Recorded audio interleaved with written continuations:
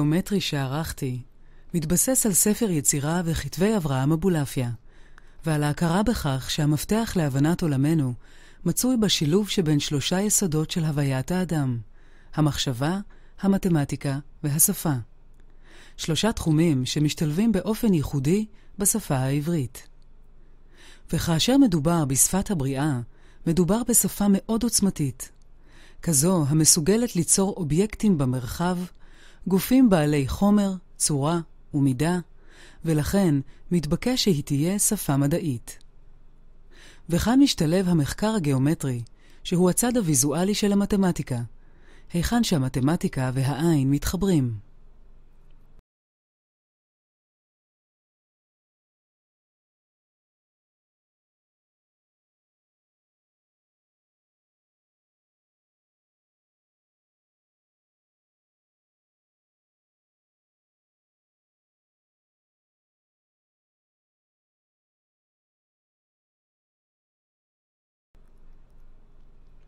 גיאומטריה של הקדושה מייחסת משמעות מיוחדת למספרים וליחסים כגון יחס הזהב.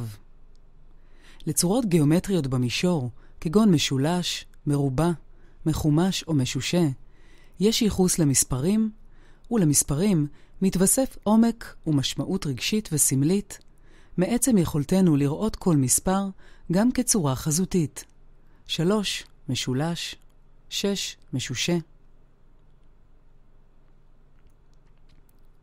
עקרונות הגיאומטריה של הקדושה נמצאים בתשתית התכנונית של מבני דת, מקדשים, מונומנטים וסמלים לאומיים, כמו גם בכל יצירת אומנות השייכת לעולם העתיק, אומנות קלאסית או זו של תקופת הרנסנס.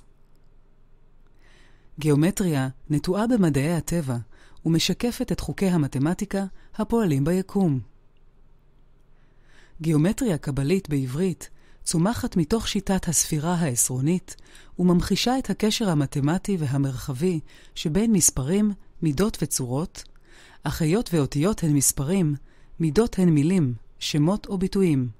וכפי שאראה בכמה דוגמאות, השפה העברית נוכחת באופן טבעי בגיאומטריה ובמידות של גופים שמימיים. בגימטריה, המילה אלוהים שוות ערך למילה הטבע, ולכן שפת אלוהים היא שפת הטבע. ואת ההצהרה הזו ניסיתי לבדוק בשטח הגיאומטריה. ניכנס לדומיין האותיות והמספרים, בכדי להבין מהם כלי הבריאה והכוחות המניעים את היקום, ומהו הקשר שבין כ"ב אותיות והספירה העשרונית. המילה נברא, למשל, מתייחסת לכ"ב אותיות, היות וסכום 22 מספרים ראשונים 253, כלומר נברא. גם הספירה העשירית, מלכות, שייכת לשפה, כלומר לכ"ב האותיות, היות וסכום ערכן הגימטרי של 22 אותיות, 101 עד 400, מסתכם ב-496, ובמילה מלכות, שהיא המילה תומים, 496. לעומת זאת, המושג שפה או שכינה מתייחס לספירה העשרונית, כלומר ל10 הספירות, היות וסכום 10 ספרות ראשונות בריבוע, 385, זו המילה שכינה, שפה או עשייה. אם כך, במימד השני, מלכות בעולם עשייה. וסכום המספרים בסדר עולה מ-1 עד 10 מסתכם ב-55, שזו המילה הים, כלה או הכל. המשפט הכל אמת בגימטריה, 496, זו המילה מלכות. עד כאן בכדי להדגיש את המונופול שיש לאותיות ולספירה העשרונית על מושגים כגון מלכות או שכינה. את הקשר המהותי שבין הספירה העשרונית לטבע נמצא במידת כדור הארץ, ונגלה זאת בכמה אופנים. 1. היקפו 40,000 קילומטר, זהה להיקף ריבוע עשרוני, 10,000 על 10,000, פירוש המושג לרבע את המעגל. 2.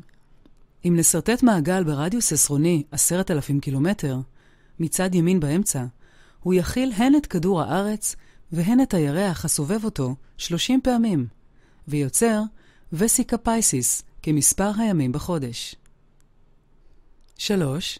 את גודלו היחסי של הירח בהשוואה לכדור הארץ ניתן לחשב בהתאם לטטראדרון כפול, חסום בכדור, כאשר במרכזו מסתתר הירח בשלמותו, צד שמאל למעלה. גודלו מחושב לתנודת מישור המשווה ביחס למישור המלכה. 4. האות א' עצמה שערכה 111 והיא מציינת כפולות של 10 ואת הספירה העשרונית. היות ואחד הוא ראש ליחידות, אחד הוא ראש לעשרות, ואחד הוא ראש למאות. וכמובן שאלף הוא גם א' בניקוד סגול. האות א' בגימטריה, 111, היא אורך כל מעלה על היקף כדור הארץ, בקילומטר. במילים אחרות, 360 מעלות כפול 111 קילומטר הם 40,000 קילומטר. בגימטריה, המילה יצירה שוות ערך למילה קוטר. אם כך, ספר יצירה, או ספר קוטר, מתאר יקום תלת-מימדי.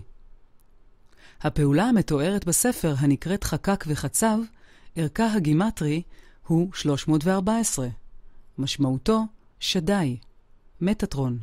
חקק וחצב, אם כך, היא הפניה ברורה לגיאומטריה. היות ו-314 הוא היקף מעגל בקוטר 100, ושורש המקדם הידוע פאי, 3.14.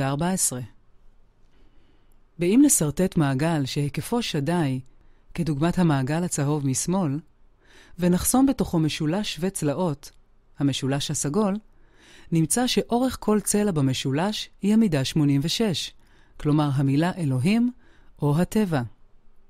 ואם נסרטט מעגל ברדיוס 86, שזאת המילה אלוהים או הטבע, המעגל הוורוד מימין, נגלה כי היקפו הוא 541, שווה ישראל. נמשיך את הסיור הגיאומטרי בהנחיית מטאטרון, שדי, ונשאר צמודים לשיטת ספירה העשרונית לאות א' כ-1, 10, 100 ו-1000. נחזור לאותיות העברית ונעבור לספירת יסוד, ספירת 9, צ'יאון. מלכות, כפי שראינו בחשבון, שייכת לכ"ב אותיות ול10 ספירות, וישראל היא היקף מעגל ברדיוס אלוהים. בדיאגרמה מימין רואים כיצד 27 אותיות העברית מסודרות ב3 שורות ו9 טורים על פי ערכן הגימטרי, שורת יחידות, א' עד ט', עשרות, י' עד צדיק, ולמטה מאות, ק' עד צדיק סופית. הטור הראשון מסתכם ב-111, א', מימין, והאחרון ב-999, שבגימטריה זה הביטוי שר צבאות. אפשר להציב 27 אותיות גם על היקף מעגל המחולק ל9, כנהוג בארט קומבינטוריה, צ'יאון. אם נחזור לבחון מעגל בקוטר 100 שהיקפו שדי, ונחלקו ל9 חלקים, יסוד ספירה תשיעית, נמצא את המידה 86, כלומר אלוהים או הטבע, כצלע במשולש, ואת המידה החדשה יהובה, 26, כרדיוס המעגל החסום בצבע חום, בצד שמאל למטה, ואת אדוני, 65, כקוטר מעגל פנימי העובר בנקודות הצטלבות, ואת אנוכי, 81. ואם נבחן את מידות הווסיקה פייסי, נגלה כי האורך 30 והגובה 17, כלומר מתקבלות שתי מילים, כי טוב. אותיות העברית הן מספרים שלמים, ולכן כל מילה מתייחסת רק למספר השלם בתוצאה, ללא השארית. מידות וסיקה פייסי בצ'יאון, במעגל בקוטר אלוהים 86, הן גובה 15 ואורך 26, כלומר יהובה. וכל זאת מתרחש בתוך מעגל בקוטר 45, כלומר אדם. אדם בצלמנו כדמותנו. המילה אדם, 45, היא 3 כפול אם כך, יהובה, אלוהים, שדי, אנוכי, אדוני, שר צבאות. מידות אלו מתגלות לנו בזכות המלאך מטאטרון. המילה מלאך היא שוות ערך למילה אמן, כלומר 91, ולכן אומנות היא מלאכות. מעשה בראשית זו מלאכת אלוהים, אומנות הטבע, אומנות רב-תחומית, ספונטנית, מתרחשת מעצמה ומשלבת שפה, מתמטיקה, מידות וגיאומטריה. נבחן מושגים נוספים כגון רלה שערים. שהוא ביטוי שמופיע בספר יצירה, ומציין 231 צירופים אפשריים בין שתי אותיות עברית. על היקף מעגל נסמן 22 אותיות, ונעביר קו ישר בין כל שתי אותיות. את הקשר בין 22 אותיות לבין 10 הספירות אפשר לראות. אם תצמצמו את אפפי העיניים ותביטו למרכז המעגל, תבחינו כי רשת הקווים של כ"ב אותיות גורמת להיווצרותם של 10 מעגלים פנימיים. על מנת לייצג את רלה שערים באופן גיאומטרי, נסרטט מעגל בעל רדיוס 1000. נגלה שאחד המעגלים הפנימיים בקוטר 913 זו המילה בראשית. סביב מעגל בראשית נמצאת טבעת ברוחב גן עדן, 177, וסביב טבעת גן עדן נמצאת טבעת ברוחב 365, כמספר הימים בשנה. והכל מתרחש בתוך קוטר 2000. וזאת עוד דוגמה של איור טבעי למשפט ברא תורה 2000 שנה לפני בראשית. שתי המידות 2000 ובראשית מוטבעות ברלה שערים. נעבור לעץ החיים, 10 הספירות, ונחפש מהיכן נובעת הסכמה הצורנית הזו ואיזה ידע היא מאגדת. עץ החיים משמש לנו אמצעי לחשיפת מהויות נסתרות בשפה העברית, המקנות למילותיה מימד נוסף שאינו סמנטי מילולי בלבד, אלא מספרי, כמותי, מתמטי וצורני. על מנת להרכיב את העץ, נסרטט 7 מעגלים בקוטר 100, אלגוריה לששת ימי הבריאה סביב שבת. מרכזי 3 המעגלים לאורך הקו האמצעי ו7 נקודות השקה מציינות את 10 הספירות, את מיקומן. נמדוד את המרחק שבין האנחים, כלומר בין קו ימין לקו שמאל, ונגלה 86, כלומר המילה אלוהים או הטבע. המרחק בין הקו האמצעי לקצה המרוחק ביותר של המעגלים, מימין ומשמאל, הוא 136, כלומר המילה כל. אם כך, כאשר מביטים בעץ החיים, הנמצא בגן עדן, רואים קול מימין וקול משמאל. את קולך שמעתי בגן, אמר אדם. הביטוי רוח אלוהים, שערכו הגימטרי 300, הוא הגובה הכללי של המערכת, 6-7, ממנה צומח העץ.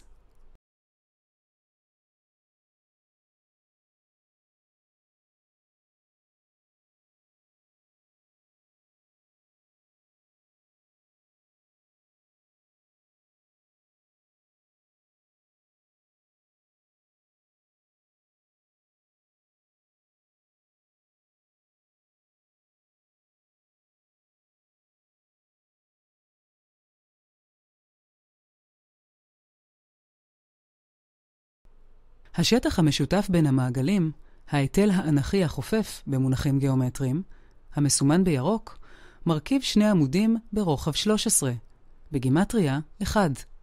שני העמודים, 1 ועוד 1, שווים ל-26, בגימטריה יהובה. המרווח שנותר בין העמודים מסומן בצהוב, הוא 73, כלומר המילה חוכמה. יהובה בחוכמה יסד ארץ, כתוב במשלי. וכאשר מביטים בעץ, עומדים נוכח 2 עמודי בית מקדש, המכניסים אותנו לתוך מרחב של חוכמה. וזאת בנוסף לנוכחות אלוהים, 86, כמרחק שבין קו ימין לקו שמאל, ונוכחות מטאטרון, שדי, קול אלוהים. וישמעו את קול יהובה אלוהים מתהלך בגן לרוח היום. בראשית פרק ג'. קול סובב סביב גזע עץ החיים. גם מיקום המספרים בצד ימין, אמצע או שמאל מחושב מראש ובעל משמעות. הספרות בקו ימין, 2, 4, 7, מסתכמות במילה 1, ואלו שבאמצע במילה יהובה ובקו שמאל הווה. אם כך, 1, יהובה, הווה, שווה 55 בגימטריה, שזה הכל, הים, סכום 10 ספרות ראשונות. אם מביטים בעץ, רואים שהמרחק בין חוכמה לבינה שווה אלוהים, ושהמרחק בין מלכות לחוכמה, כמו בין מלכות לבינה, הוא 180, כלומר, פנים. אם כך, אפשר לומר כעת, ראיתי אלוהים פנים אל פנים. מרחקים אחרים בין הספירות השונות מקבילים לביטויים נוספים, כגון לב, בינה, טוב ואחד. מידע משמעותי מוצפן גם במנורה, הנובעת מעץ החיים, ומתוך העלאת הספירות כלפי מעלה. מנורה בגימטריה זו המילה צורה. ועשית מנורת ששת הקנים, כלומר עשית צורת מנורת ששת הקנים. ועשית את נרותיה, והעלה את נרותיה, והאיר אל עבר פניה האורות.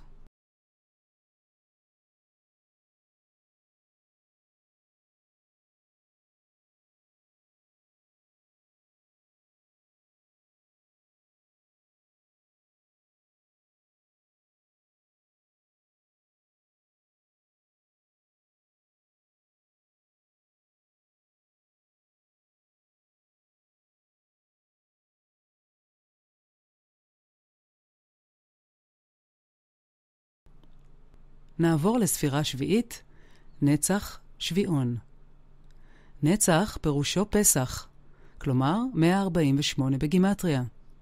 ספירת נצח מיוחסת למשה, קשורה ליציאת מצרים ולמושגים כגון חופש, תורה וקדושת השבת. חלוקת מעגל בקוטר 1000 ל7 חלקים שווים מגלה תוכנית נצחית שמעבר למסגרת הזמן. היא מבהירה את הקשר שבין הפירמידה הגדולה, בגיזה, לבין שמות האל, אותיות העברית, התורה, השפה, המתמטיקה והגיאומטריה.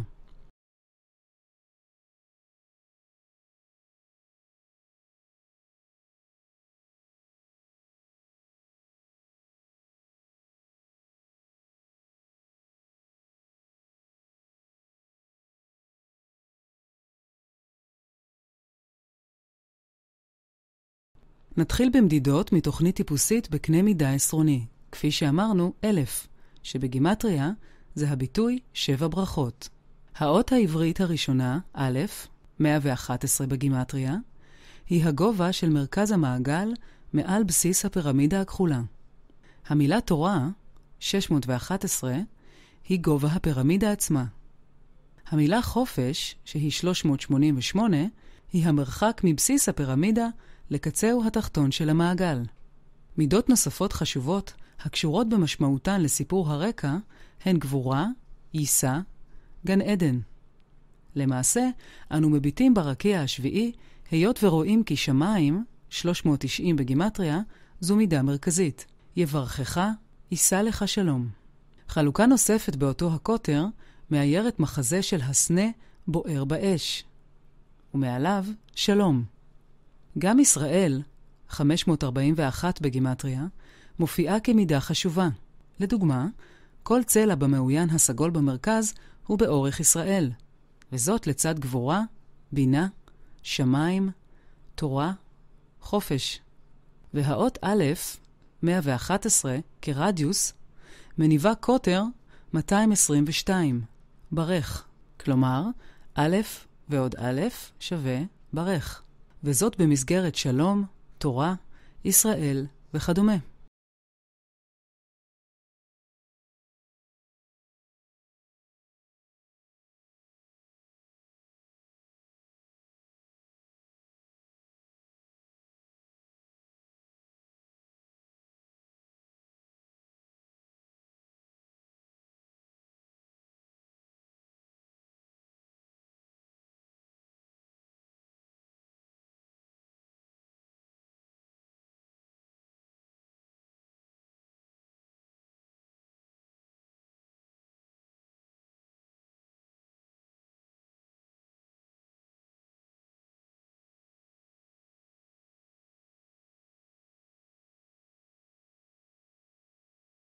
המידות האמיתיות של הפירמידה הגדולה בגיזה מתקבלות גם הן מחלוקה ל7 של מעגל ברדיוס 120.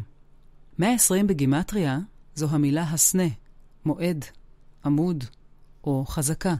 ביטויים הקשורים לסיפור מצרים, כולל 120 שנות חיי משה. חידת מידות הפירמידה העסיקה חוקרים מאות שנים, ולדעתי זהו הפתרון המדויק לתעלומה, הנותן תשובה גם למידות חיצוניות, גם לזוויות, כולל חלוקת פנים, גלריות, חדרים וכו'. כל אלו מתוכננים על פי רשת השביעון במעגל ברדיוס 120. בתגלית זו, אני שמחה לחלוק עמכם כאן, בפורום האקדמי הזה. המונח יד חזקה נובע מדימוי מחוגי השעון, בו כל יד היא רדיוס. אם כך, התעלומה נפתרת ביד חזקה. גם מידות הירח וכדור הארץ נגזרו ממערך שביעוני עשרוני זה, כאשר בטבור כדור הארץ נמצאת ספירה בקוטר 1000. כלומר, 7 ירחים מסתתרים בתוך שביעון, והם סובבים את הספירה שבה נמצאת התורה, החופש, וכל שראינו עד כה. לסיכום, כפי שראינו, קיים הסבר טבעי עם גיבוי גיאומטרי למושגים קבליים, שמות או ביטויים בעברית. גיאומטריה קבלית בעברית היא גיאומטריה רגילה, הצומחת מחוקי המתמטיקה ומתגלה כאומנות טבעית, אובייקטיבית, מתמטית, מדעית. אומנות אורגנית שמתרחשת מעצמה וקיימת תמיד. ולכן נחשבת לאומנות נצחית עם משמעות טבעית בשפת הבריאה המיתולוגית, השפה העברית.